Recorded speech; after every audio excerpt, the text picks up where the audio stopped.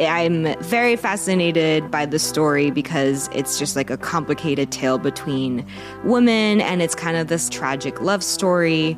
And I feel like it was very okay to villainize Yolanda. Writing this book, I wanted to complicate that.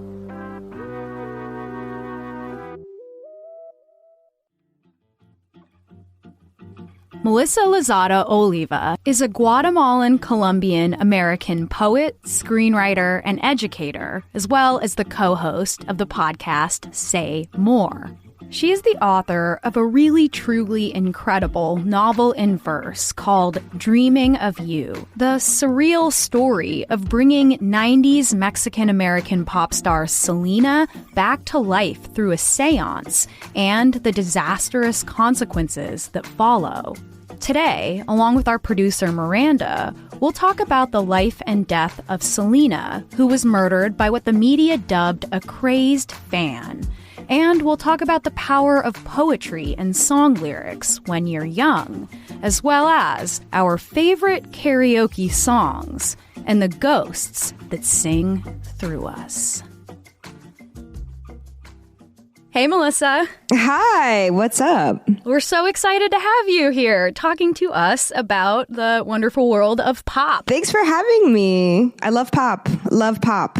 Pop it, bob it, slap it. Yeah. You guys, do you know this about me, Melissa, that I beat Bop It once? And by that, I mean, I got to the end and it threw me a party. It threw a whole Bop It party and it wouldn't let me go any farther. Oh, wow. What is a Bop It party? Did people come out of the walls? What happened? Yeah, it was kind of a Kool-Aid man. It just exploded.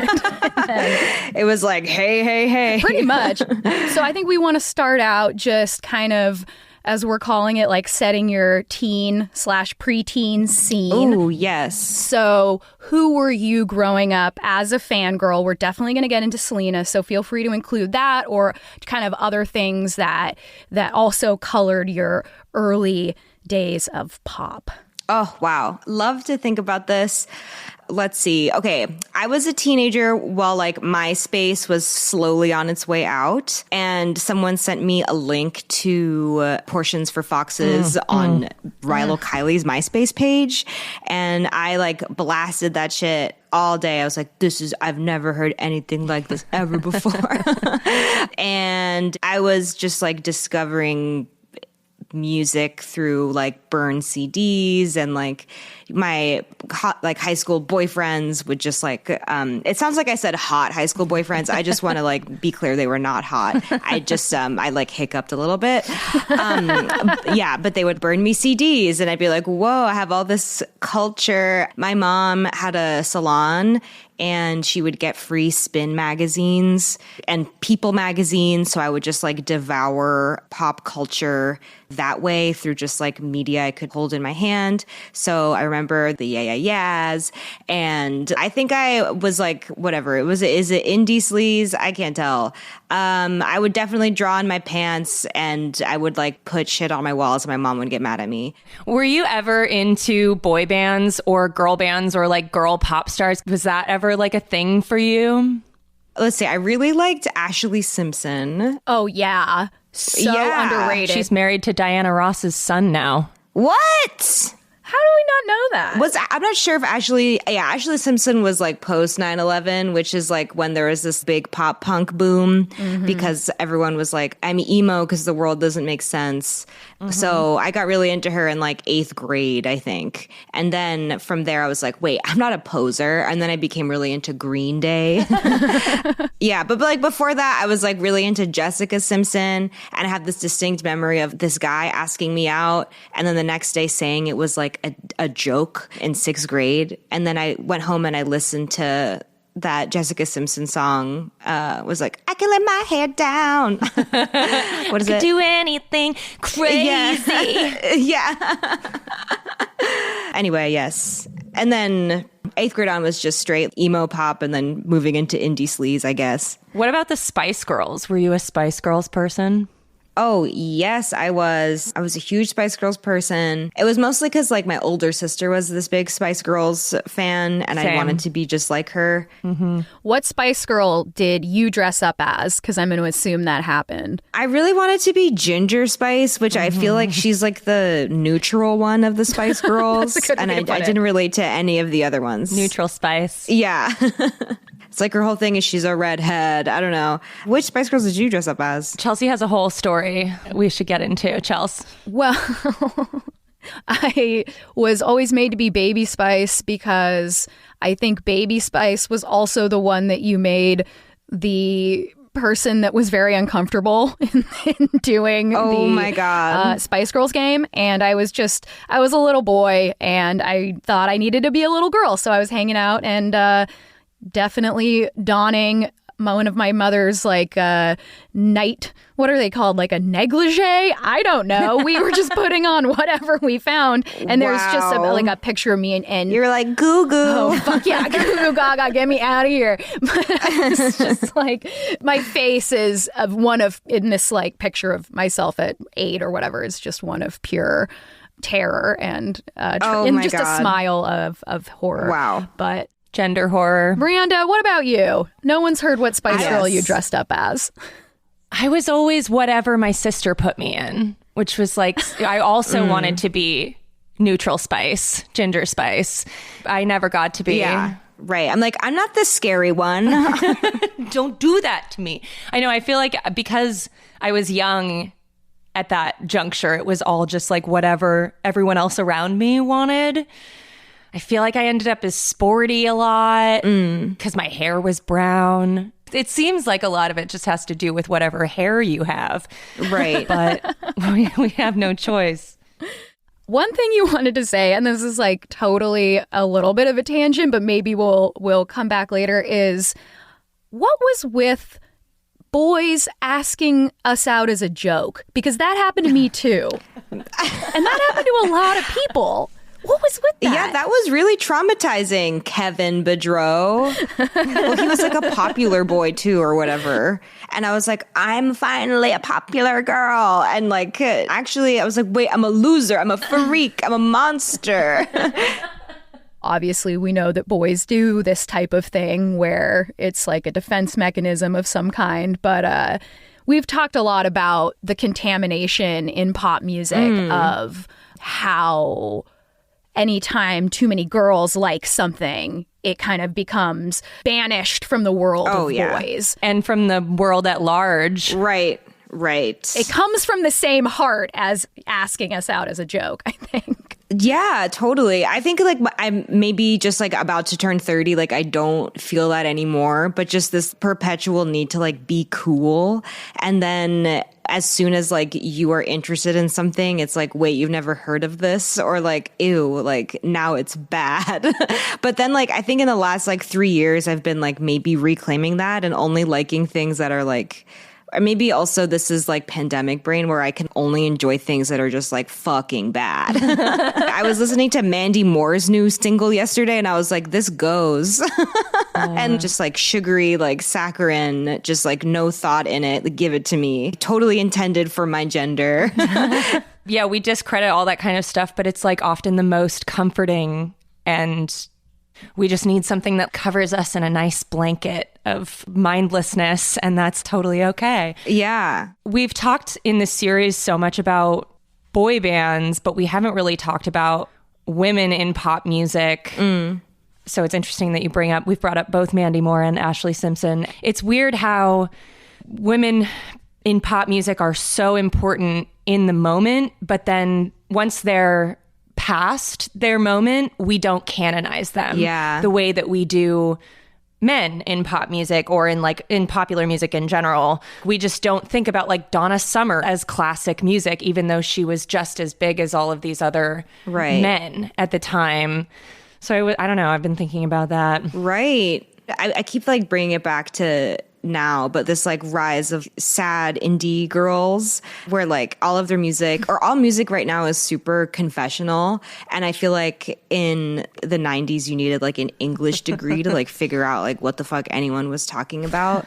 And I'm not sure if it's like a good thing or a bad thing, but like you can literally just like say what you mean in pop songs now, like Billie Eilish being like, I don't talk shit about you on the internet. But then I'm like, she's canonized because she was this young, amazing, prolific child who's like making bops in her bedroom. And now we're seeing her get older and we're like, okay, like what happens when she's no longer like 18? Is she going to still be special? I feel like for some reason we give so much like time and space to like 16-year-olds. It'll be really interesting to see how these, because our biggest female pop stars right now are sad indie girls and they were all like prodigies. So it'll be really interesting to see how social media and like the confessional nature of pop music now relates to like how we've seen people like Britney Spears, you know, obviously like once they age out, it's something really different. And I wonder how that'll go in terms of relating back to that. I mean, obviously the internet has become a great equalizer of sorts in many ways. And I guess when someone like Britney Spears like aged out or we were no longer interested in her because she didn't want to be consumed in a certain way and kind of dropped off, whatever happened, it's in the control of the celebrity now to decide what their PR is and what their communications are going to be and when they want to put out music and whether or not they disappear or come back. And then it's just largely up to whether we are interested or not instead of are we being sold this or not, right? Right. Yeah. I think the audience has more agency or so like maybe we've been like trained to think. Everyone's like expecting us to be like a little smarter. Things are being like marketed to us as if we know better. Maybe. Right. So one of the reasons we wanted to have you on the show is because of your book, Dreaming of You, which we love so very much. I want to make sure that people know the story of Selena because that is essentially the heart of your book and it galaxies out into many, many different things. Ooh, but yeah. I think you could call that the heart. That's a good verb. Galaxy. Yes. Yeah, it just came to me. Okay. So Selena Quintanilla Perez was a very talented Chicana pop star. She grew up in Corpus Christi, Texas, and her dad noticed that she was very talented from a young age. He kind of stage parented her and was like, we're going to make like a family band. You're going to sing and your brothers and sisters are going to like play the drums and the guitar. And I think something important and maybe people don't talk about a lot is that Selena also was like the most beautiful of her siblings. She was very talented, but I think it's important that a pop star or an idol like needs to be pretty. And then she kind of just like gained notoriety and by her teens became this fixture in Latin American music. And then was starting to like make her crossover into American pop. In this like moment of her like really just at the peak of her fame, she got this fan, Yolanda Saldivar, who was a woman who was 10 years older than her. The media kind of constructs her as being much older than her. It's just like another way of like, okay, as soon as you hit 30, you're a monster. And she and Selena got really close and Yolanda became the manager of her fan club. So now there's this relationship of fan and celebrity and friendship, professional and personal lines deeply crossed. It's like you're paying your friend to work for you. And then like Yolanda Saldivar started embezzling money from the fan club and Selena approached her and was like, this is fucked up. I have to fire you. And as the story goes, Yolanda was like, I need to meet with you. Come to this motel. And from Yolanda's perspective, Selena was like begging her not to go and was like, my dad is making you leave and I don't want you to go. And then she's like, Selena, if you don't go, I'm going to kill myself. And then Selena turns around and the gun like accidentally goes off, shoots Selena in the back, and she runs through the motel. The bullet hits her artery and she dies very tragically on the motel floor at 23 years old. No one knows exactly what happened in the motel room. Yolanda killed her. I don't know how much of an accident it was. I don't think the gun just went off. I think it was manslaughter. But I'm very fascinated by the story because it's just like a complicated tale between women, and it's kind of this tragic love story. And I feel like it was very okay to villainize Yolanda because she killed somebody, which is like, yeah, not okay. But also being like, I'm glad she's in jail. She's a crazy lesbian. And writing this book, I wanted to complicate that and be like, well, like, where did this happen? Like, you don't just kill someone out of nowhere. What makes someone do this? So in the book, you like see Yolanda like break out of prison and you kind of have empathy for her. She's still kind of cray, but that's the story of Selena. Yeah, I think part of why I feel like all of this relates to what we're talking about with fangirls and boy bands is Yolanda Saldivar is sort of the ultimate demonization of a fangirl because she had so many roles, and the way that we remember her and the way that we paint the picture is of her as a fan. Yes. So I feel like that's the ways that we paint fangirls as these dark, almost demonic forces sometimes, like really comes out in that story. Yeah, I like how you said that, you know, she has like all of these roles. I feel like the fan is this weird mother wife or something, mother wife, girlfriend who's never actually let to get to that level of intimacy. It's just, I'll do all these things for you, and a lot of my income is going towards you. And think of like BTS fans who just like organize all of these huge things around and for BTS. And then they'll never like be in the same room as them ever. I think people really need Jesus. My ex-boyfriend's mother, who I really love, she said, if you don't introduce your children to religion, they'll find it in a person or a band or a cult. And I think there's just like a really human need to feel like you belong to something and to like worship something that's bigger than you. Hopefully you don't do it in either of those things. What if this is like, and now I love Jesus Christ. And this is my rant on like how much I am for the Lord. Thanks for choosing our show. Yeah. Thank you for choosing God. Always.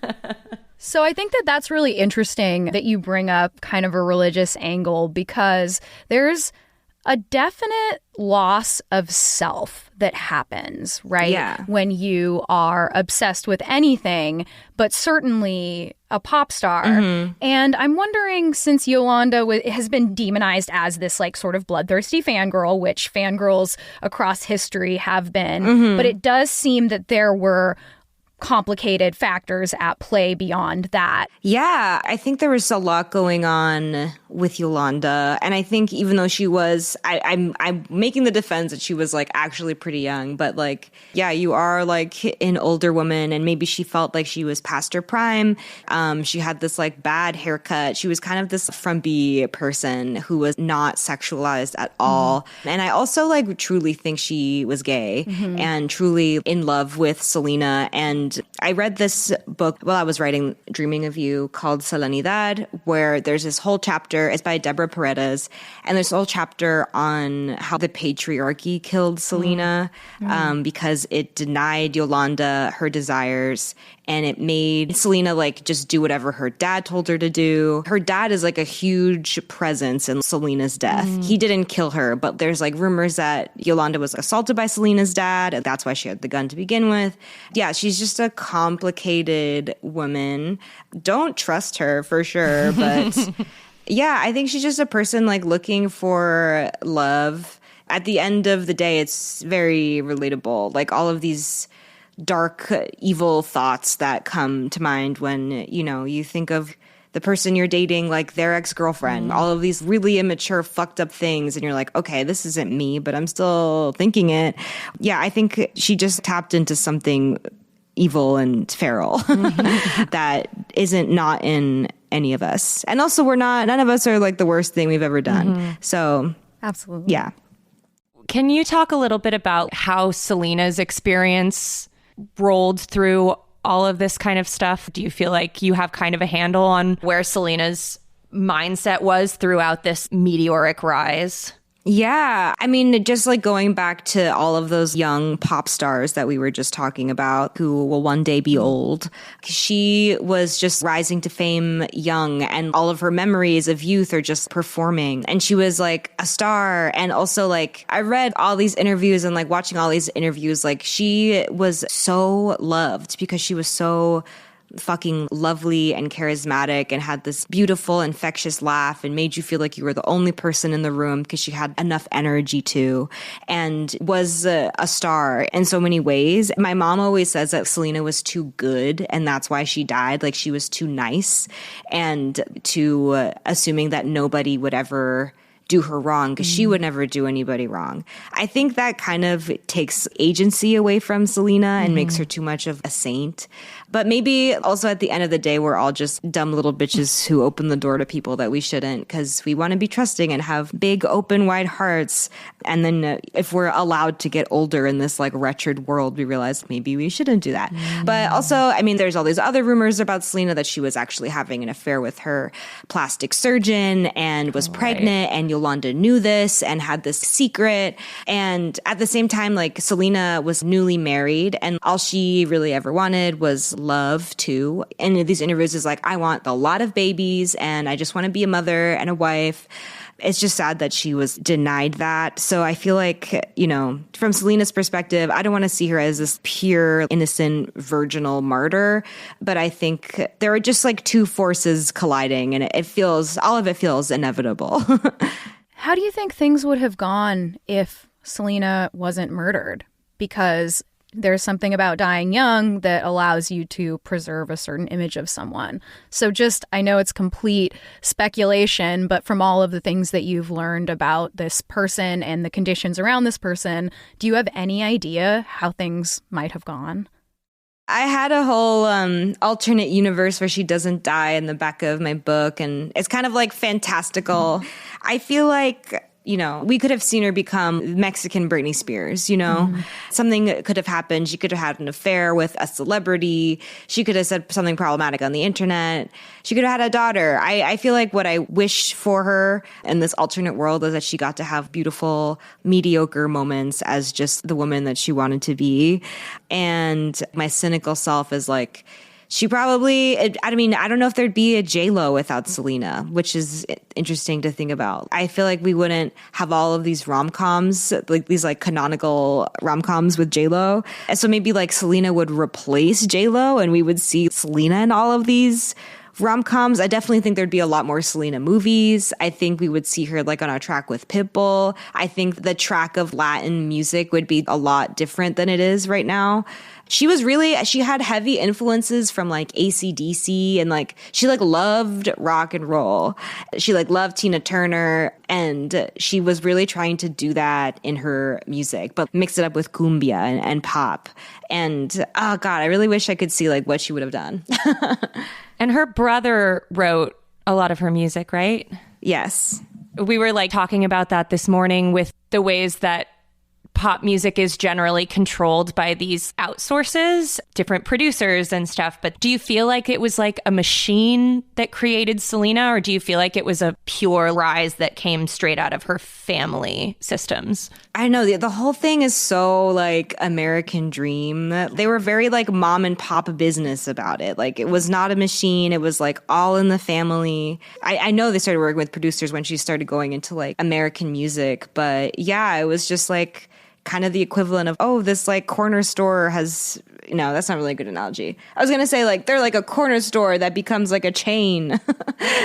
But I think there is something really pure about that. And part of that has to do with how much of a reign Abraham, her dad, had over everything. He was like, we're doing this my way.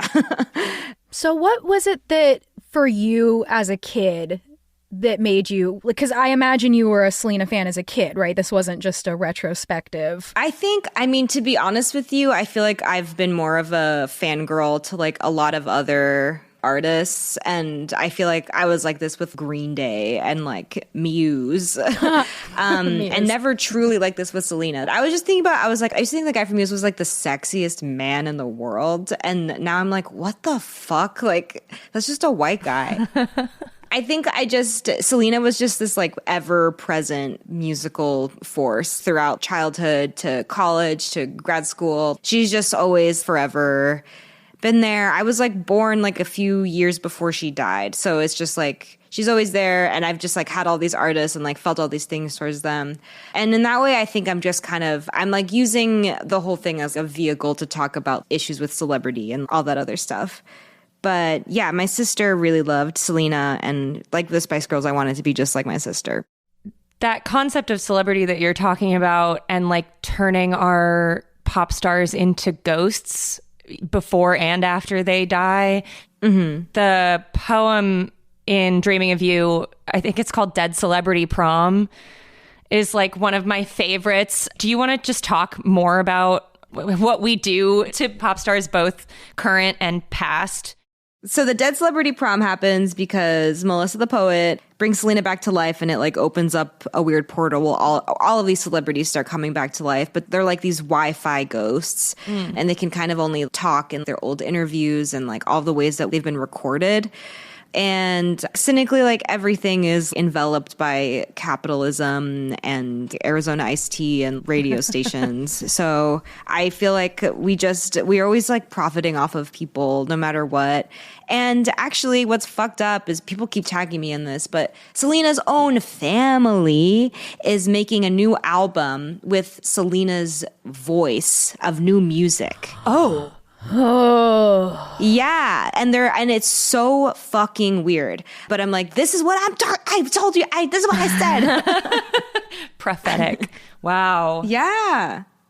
So this book that you wrote, Dreaming of You, is a novel in verse. So you have a background in poetry. You are a poet, and poetry itself is like a lot, I think, of our experience with poetry growing up comes from song lyrics, earliest on probably pop song lyrics. And poetry itself is an equally maligned thing when you're growing up, right? You hide your poetry. Mostly girls are writing poetry, but it's like a secret thing you do that's embarrassing and personal. And I just have been thinking a lot about how poetry and song lyrics are so connected when you're young. And then bigger picture, how poets are treated similarly to fangirls, like infantilized or made fun of. Ooh, yeah. I know poetry is so emotional, so it gets really gendered as this foolish little thing. I think when I was growing up, I don't think I started liking poetry until college, honestly. I was like, this is fucking boring. There was this one poem by Etheridge Knight called Feeling Fucked Up that I was like, holy shit, I've never read anything like this. He's just saying like, fuck all of this, like fuck Fannin, fuck Nixon, fuck the world, fuck like the clouds in the sky, and fuck the whole motherfucking thing. All I want now is my woman back so my soul can sing. And I was like, I don't know. I still love that poem a lot. But a lot of it's a song, basically. And all right, music is like really, really important to me. I spend a lot of my life and days just listening to it, and I have opinions about it, and it just has shaped a lot of my life. And a lot of that is because of what people are saying in songs. And when I was first like listening to music, really like actually it was because of the words and the lyrics, and I would write those down and I'd be like, whoa, like look at these words on the page. And I think, poetry has had like a heyday in the last like 3 or 5 years. And part of it is due to the internet and Twitter and like the format of Twitter where those look like poems and the way text looks on Instagram squares. And it's just become like more accessible. I have seen it become like commodified, but mostly I think it's cool. So what about, like, you were writing lyrics, right, in your notebook. I feel like I broke up with several people with notes of song lyrics being just like Blink-182 lyrics or something. Because we talked about in our episodes on fangirls and boy bands about a lot of the appeal of these pop groups is the way that they actually treat women with respect. which seems sort of, you wouldn't think of it that way. But if you're listening to Blink-182, if you're listening to Eminem that are coming around the same time as Backstreet Boys or NSYNC, you're going to hear really different messages and you're going to relate to one of those messages and probably not so much the other. And so I think there's more to lyrics. There's just so much about it. Yeah. And I'm wondering if that sparked anything for you, my little rant there. For sure. Yeah. I think, okay, I'm going to talk about Green Day and I'm going to talk about Jenny Lewis. Fabulous. So I got Green Day's American Idiot shortly after my parents divorced. And the album jacket of Green Day like has all of the lyrics in it and they're all like handwritten. And I was just like, oh my God, this is, I like read it over and over again like a fucking book.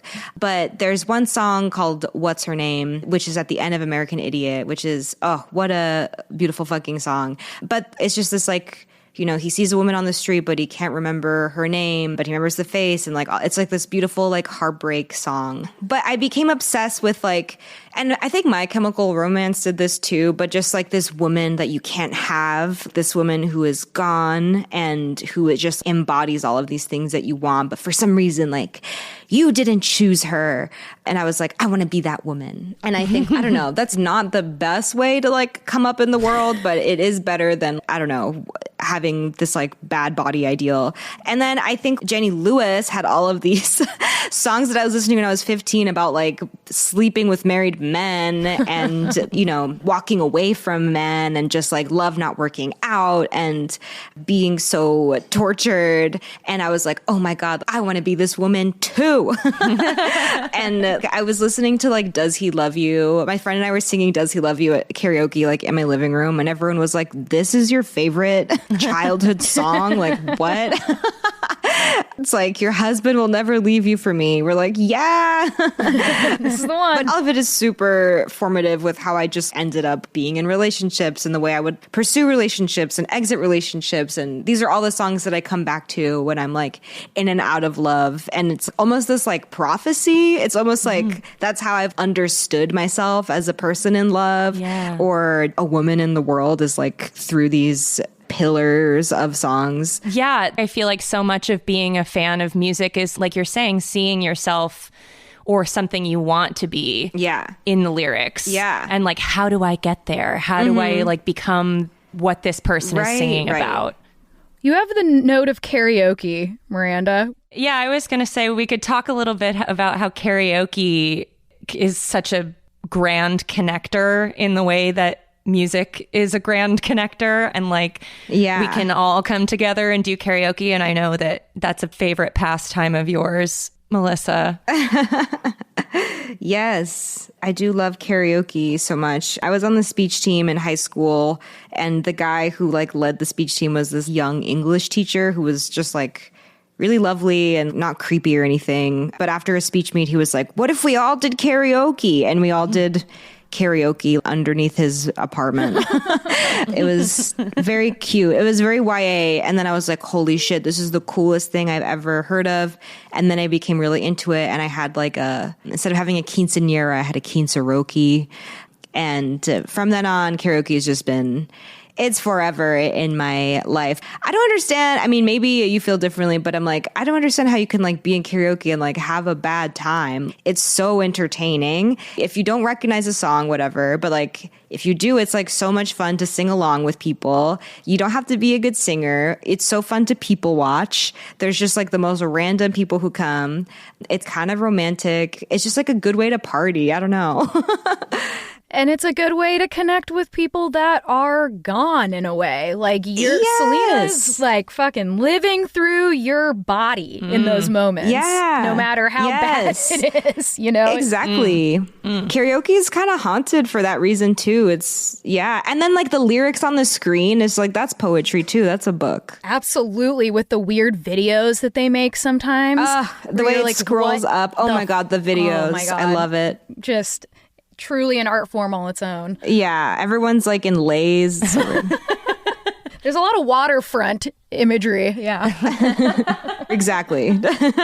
It's kind of the same way that we want to embody the lyrics that we love And in karaoke, we can actually do that. We can actually have those lyrics run through our bodies in like a public and social setting. And all of these songs can become our bodies. Yes. And don't you become the pop star in that moment? Exactly. Your moment? You do. Should we end with our go-to karaoke songs? Ooh. Okay. Your go-to karaoke song if you want to impress somebody, if you like want someone to fall in love with you, and a karaoke song if you like are trying to like rile up the crowd, and one that you can really sing. Oh, this is like a fuck, marry, kill. Yeah. We'll start with Miranda. Okay. Fuck, marry, karaoke. My fall in love with song is I Want to Dance with Somebody by Whitney. Yes. What was the song? Oh, the Rile Up the Crowd song is I Believe in a Thing Called Love by The Darkness. Yes. And my song I actually love to sing is Somewhere That's Green from Little Shop of Horrors. Ooh, I love that. Chelsey, you go. Okay, all right, me next. Well, I think mine's the same across the board. And it is Blink-182, what the fuck's the song called? Where are you? Oh, Miss You. I'm so Yes. sorry. Yeah, that's my go-to across the board. Yeah. Yeah, Yes. exactly. And I do my Yes. best Tom DeLonge. I guess if I was like wanting to be hot, I mean, I might go that route, but I could do like a little We Don't Love Her, but Lana Del Rey's Video Games, I feel can be a really yes. sultry choice. Oh yeah, that's a great karaoke song. Yeah, thank you. And then I guess if I were to pump the crowd up, maybe I do like This Is Growing Up by Blink-182. I'm limited. Wow. I'm limited. Yeah. Yes. But maybe though, Garth Brooks, I Got Friends in Low Places. Oh yeah. I feel like your rile up song is I Just Can't Wait to Be King. True, I do a mean Simba. Oh my God. Okay, Melissa. Okay, my song to rile up the crowd, Jesse's Girl by Rick Springfield. Yes. Song to make someone fall in love with me that can only be done if it's like domestic at home karaoke. So karaoke party is Shut Up, Kiss Me, Angel Olsen. Nice. And a song I can sing well is Superstar by the Carpenters. Ooh, I love that. It's a cornucopia. I thought about this a lot. Well, Melissa, this has been so much fun to like fangirl, fanboy out. This is so fun. Yes. Thank you so much for being willing to talk to us. Yeah, thank you for having me. And I hope that you will come back and talk to us eventually soon. Oh, would love and to. And thank you, Miranda. Yes. As well. I love that you're both on Earth. It's a great blessing. Thank you for being here today. Thank you so much. Make sure you get a copy of Melissa's book, Dreaming of You, right now. We especially recommend the audiobook read by Melissa herself. And thus concludes our series on fangirls and boy bands. I promise when we come back, things are gonna get dark again. So we're taking a few weeks off to prepare for some really exciting new stuff, so be patient with us. We should be back in about a month with brand new weird-ass topics. So for now, listen to some reruns or join our Patreon like our other beautiful, angelic patrons that we love so much. You'll get extra content like our 2 other shows, Hysteria, Home Companion, and Walk With Me. Just head to patreon.com/American Hysteria. And in the meantime, you can also follow us on social media at American Hysteria Podcast on Instagram and at Amer Hysteria on Twitter. If you'd like to get your hands on some of our merch, head to AmericanHysteria.com. This episode was co-hosted by me and Miranda Zickler and was produced by Miranda as well, with sound design by Clear Como Studios. So thanks, as always, for listening. And now, to the topics of boy bands and fangirls, we say our final bye-bye.